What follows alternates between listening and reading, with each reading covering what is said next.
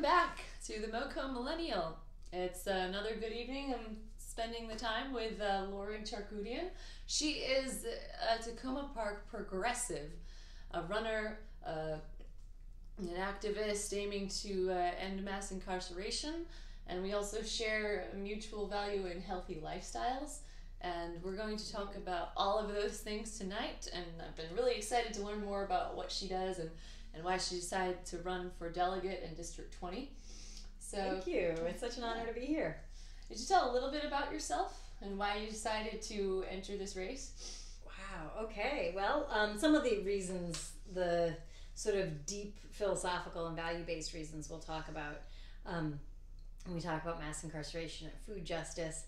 But I've been an activist for a number of years. I have worked on policy issues in Annapolis for the last 20 years, a lot of them related to food justice and ending mass incarceration.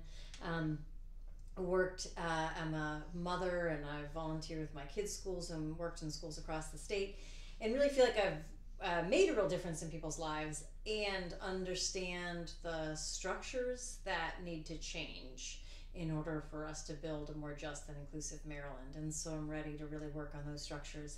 And I think that the experience that I have, both directly addressing injustice and also addressing it at a policy level, sort of put me in a position where I can be effective as a state delegate working on those systems. Yes, and I think it's something that a lot of people are aware of, but probably hasn't been addressed enough, especially at the local level. Mm-hmm. And so I know that you worked with Mediation Maryland. Is that what you do right now? Sure, yeah. So I started Community Mediation Baltimore about 22 years ago. And for the last 14 years, I've been the director of Community Mediation Maryland. And so we have 14 statewide, we have 14 community mediation centers. They're grassroots social change organizations that provide conflict resolution in a number of different settings. And then I work on their behalf at the state level, basically establishing policies within the General Assembly and with the General Assembly and processes within Maryland state agencies to incorporate mediation into a number of different systems. So into schools, into prisons, into prison reentry, into the way policing happens, into the Maryland judiciary system, both in the criminal context as well as the civil context, into the family context. And all of that work is what's kind of brought me into interacting with both the criminal justice system, but also the policies related to that system. Mm-hmm. Now, could you explain what you mean by reentry? I'm not as familiar with the subject, so what does that exactly mean? Sure. Well, so specifically, reentry into society. Reentry from prison. Okay. Yes, into society. Yeah. So, so there's many things that are wrong with our criminal justice system, and there's many things that we have to address this broader problem of mass incarceration in the United States, in Maryland specifically in this case. But one of those things is that as people are coming back from prison into the community, essentially they're set up to fail. And so it's not a surprise that there is as high a recidivism rate that there is. And we could talk about all the reasons that they're set up to fail, but reentry generally is really looking at the programming in that transition. The work that we do specifically in that context is reentry mediation. So when you look at all of the things that people need to be successful when they're coming out, people need job training, they need jobs, people need addiction recovery services, people need homes, but they also need their support systems. They need family or other support people. And part of what happens in the way that incarceration happens in the United States, both because of the distance between where people come from usually and where the prisons are or where they're locked up, and also because it's so difficult, so it's difficult to get there, but also visits are very stressful and difficult. So it's hard to keep solid, strong relationships. And so as people are coming out of prison, they need those relationships, but the very fact of incarceration has made that has put a lot of stress on those relationships. And so what Reentry mediation does, this is the program that I developed along with formerly incarcerated individuals and their family members. What it does is it gives people preparing for release a chance to work things out with family members, heal a history, often many, many years of issues, and then make plans for the future. So collaboratively plan for the transition out of prison. That program, we started it in Maryland in 2007. We started piloting it, and it's grown substantially since then. And independent research shows that just one mediation session decreases the predicted probability of recidivism by 10%, and each additional session decreases it by another 7%. And people can have as many sessions as they need. So in that research is holding constant for all the other things that could be affecting the outcome. And so it's just a really good example of, one piece of the puzzle of all the things that have to change for people to be successful when they're, coming back into society.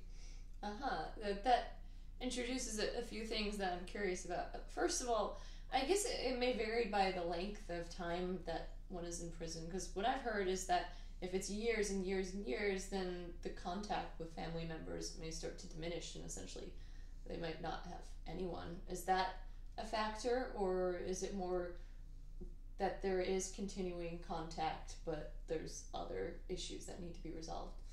Well, yeah, no, so that's definitely a piece of it. So, when we work with folks getting ready to be released, they, a very small percentage literally have nobody. But most people have somebody, but those relationships have been strained. Mm-hmm. And the longer that the person's been locked up for, the more likely it is that it's been hard to maintain those relationships. So that's right. That with more and more time, it's difficult to maintain those relationships. Yeah, it makes a lot of sense. And also another thing that I immediately thought of is you said that you started this program around 2007? That's right, yeah. And so naturally, a few years after that, we experienced a recession. And I know that job training is part of this, but I remember 2008, 2009 especially. And I was just a kid in college, and finding summertime employment was hard enough. And when I was filling out those forms, of course, we had to check off, had we ever been in prison for anything or charged with anything and found guilty. I always checked no, but I remember thinking, well, what if I had done something? What if I had been out of prison? Then your application would have gone into the trash can before you were even seen. Is what if? Yeah. So that's a real problem. Yeah, that's the need to ban the box across the state on all applications, also on college admission processes, because getting a job is a very difficult thing. There's so much that is stacked against somebody coming out of prison. And I think, most people would say that after somebody, whatever your thoughts are about the criminal justice system and sentencing, which I'd love to talk about that as well, because we need radical sentencing reform too. But whatever your thoughts are about that, I think most people would agree after you have served your sentence, most people will say we want people to come out and be successful. We want people to be able to get good jobs. We want people to have stable homes. Both for their respect and dignity for that human being, but also for the safety of the community. Because if people have no other options, if people feel desperate, if the only way to get food and a place to stay is to join the gang again or to start selling drugs again, then that makes us all less safe. And so it's in everybody's best interest, both the individual who's who maybe needs the support on their way out, as well as the rest of the community. If we really want safe communities, then what we need to do is prepare people to be successful on their way out. So the ban the box piece of it is really important, because what happens is a lot of people come out and they've gained skills and they've gone through recovery and they're ready and they would be excellent employees. I personally have hired several people who have criminal records.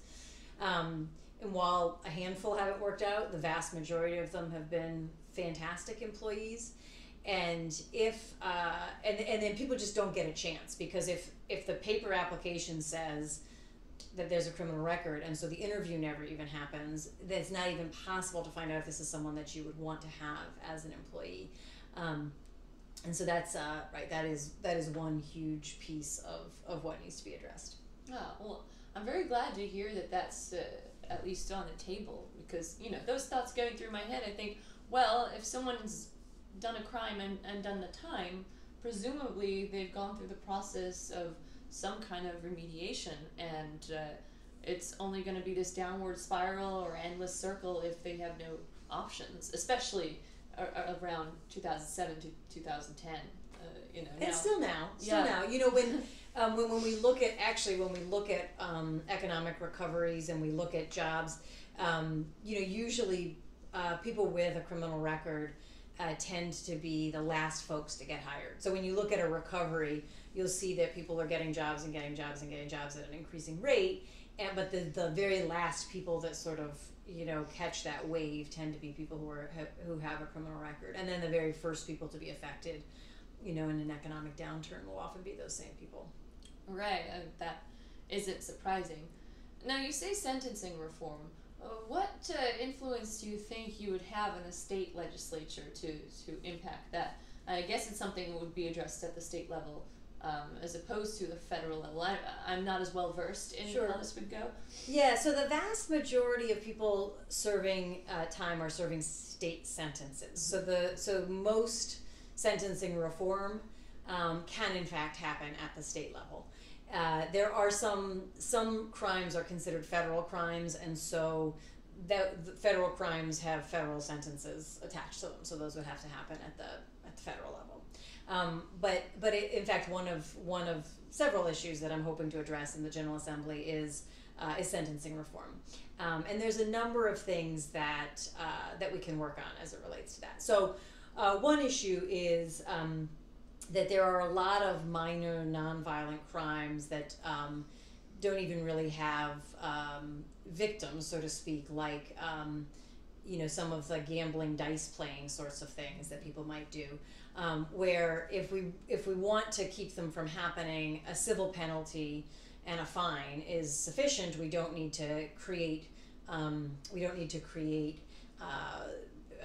whether it's a misdemeanor or felony, we don't need to create a criminal background, criminal record for somebody for something like, gambling, playing dice, on the street with their friends. So, and there's a number of things that fall under that category.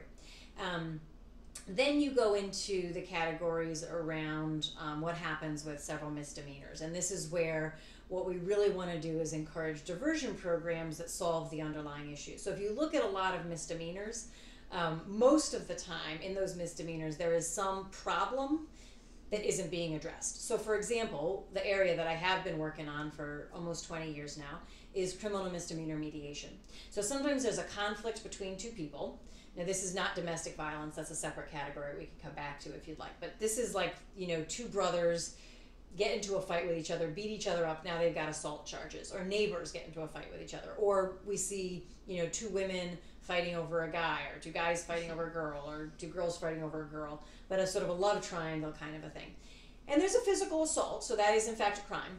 But really what we want to do is resolve that underlying issue, not, so taking people into court and giving them a slap on the wrist and then giving them a criminal, having a misdemeanor on their record, violent misdemeanor on their record, then has what we call collateral consequences. So then they're not able to get certain jobs, and they may not be able to get certain supports, and they may not be able to get certain housing arrangements, and so on. So ideally, what we do is we help people resolve those underlying issues, and if they resolve those issues satisfactorily, then the charges get dropped. And in that particular program, which we've developed around the state, I did a cost-benefit analysis where we looked at a county that had it and a county that didn't have it, and we again controlled for all the other factors that might affect the differences and followed them for 12 months, and found that in the county that in the cases where it was mediated, they were 5 times less likely to end up back in court in the subsequent 12 months than in the county where there was sort of a slap on the wrist prosecution, criminal record, but the underlying issue didn't get resolved. Oh, the data's there. Yes, it is. So it's both more cost effective and it's better for the people involved. So then, just again broadening that out, misdemeanors. This is what I was saying was misdemeanors. There's some kind of underlying issue that needs to be addressed. Another thing that may result in misdemeanors is mental illness that hasn't been addressed, and so there's now mental health courts. There's opportunities to do some changes to the law as it relates to something called assisted outpatient treatment. So there's structural changes that we can make so that when people have a mental illness that's resulted in the misdemeanor, they get help for the mental illness instead of getting prosecuted criminally. Same with addiction recovery. So again, we know that addiction is it's a public health issue. It should be addressed as a public health issue, and we shouldn't be criminalizing it. So that's another sort of significant area where we can look both at sentencing as well as structural, like things like drug courts, those kinds of things, to reinforce looking at people who are involved in misdemeanors, solving the underlying problem rather than criminalizing that problem. Then when we kind of go on and we look at other sentencing possibilities, when we go on to other sort of sentencing, I think what we want to look at is what is going to keep us safe. So there may be some crimes where we feel like somebody has to be incarcerated for a longer period of time to keep us safe. But there's other crimes where that incarceration is not keeping us safer. The person could be out on the street. But instead, maybe we want them with community supervision and programming. So that's a lot less expensive. It's they become members of the community. They're paying their taxes. They're costing less to society, and they're putting their lives back together. And so that's another sort of significant area. And then the last piece is this reentry piece, and how do we support that reentry to happen in a way that maximizes the likelihood of success. Wow, that's a really comprehensive explanation. I personally learned a lot. And so from what I gather is that what you're advocating for, it seems like it should be common sense, to getting to the root of what led a person to commit a crime, as opposed to... And solving that, yeah. Yes, solving the root of the problem and not compounding the punishment that they have. Yeah. Now, when I think of mass incarceration when I think of unnecessary incarceration, I think of things that I would be more sympathetic to, such as drug use, psychoactive drug use when it doesn't lead to any problems involving another person, or say someone who really had to go to the bathroom and went outside and is now a sex offender. Now, what about non-violent crimes that are like white-collar crimes, financial crimes? Those, someone like me might be less sympathetic to. Does that apply to any of this? That's a good question. And I think so many of those, or some of those, I'm not as familiar with those. I mean, the reality is actually that the vast majority of people who are incarcerated are not incarcerated for white-collar crimes. And there's a whole lot more white-collar crime happening out there that never gets prosecuted, or people get plea deals. And that's because people have really good attorneys. I mean, the reality is that, most people who are incarcerated are low-income folks who have difficulty getting access to good attorneys, and generally, people who are involved in white-collar crime have access to really good attorneys and, get some other sort of arrangement. That's not to say none of them are prosecuted, but so that's not where you'll see a real difference. As it relates to white-collar crime, I think that, again, that ideally there would be two things that we would do with it. One is this question about, is it possible to make amends? So, like who was hurt by it? And a lot of times, in these white-collar crimes, depending on the context, with the fraud and the customers of the bank were hurt because they were all, people opened up bank accounts in our names and didn't get our permission, or, whatever it is. And so is there a way to make whole the people who were affected by it? And then the other thing, and this again, I'm not saying that there's not any appropriate incarceration in these cases. But I think the other thing that is then again important is what can we then learn from the way that fraud was committed, and how do we keep that from happening in the future. So those are, you know, a couple thoughts on that, and I you know, those are not areas that I have spent a lot of time working on, so I'm not as familiar with the details of what that might look like. Right. Now that I think about it, I guess that doesn't really contribute to mass incarceration. That's right. It does. It just definitely happens to be a crime that sometimes there is incarceration. Yes, that's correct. Now, also, I just have to acknowledge that I do know that it's because of our Jamie Raskin that ex-felons can now vote. And yes, he passed that. I'm not sure which year, but that's... Yes. Yeah, that was... I actually can't remember the year either. But yes, we actually now have voting rights, which is a really important piece of welcoming and supporting people to be part of their communities. And he always joked that one of his colleagues called it the Jack Abramoff bill. Right. And so I have another, one more key question about this. You know, we have a gubernatorial election coming up. Of course, we hope that it won't be Hogan, but Hogan remains rather popular. Some may argue that it's overstated. Some say that, I don't know, but say Hogan is reelected. How would you work with our current Republican governor, and how would you try to get more bipartisan support for something like this? Well, so now here's what's really interesting, actually, about criminal justice reform is now. So I've been working on this for, I guess, working on criminal justice related issues. Death penalty was a really big one that I worked on for a number of years. I started volunteering in prisons in '92, working on death penalty in '95. So I've been, you know, this has been sort of my world for a very long time, and frankly, the Democrats haven't been so good on it. I mean, Clinton.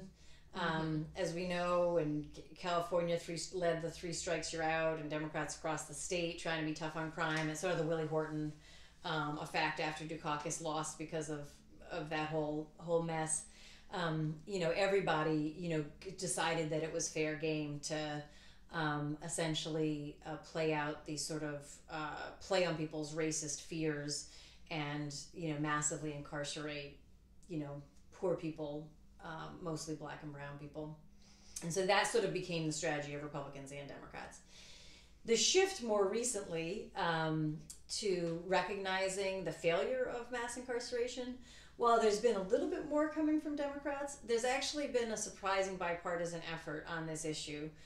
You don't see it in the federal government right now, but we do see it in several states where the Justice Reinvestment Act, which recently passed in Maryland, has been a bipartisan effort in several states, and some of that has to do with people coming from a fiscal conservative perspective and saying this is a huge waste of money.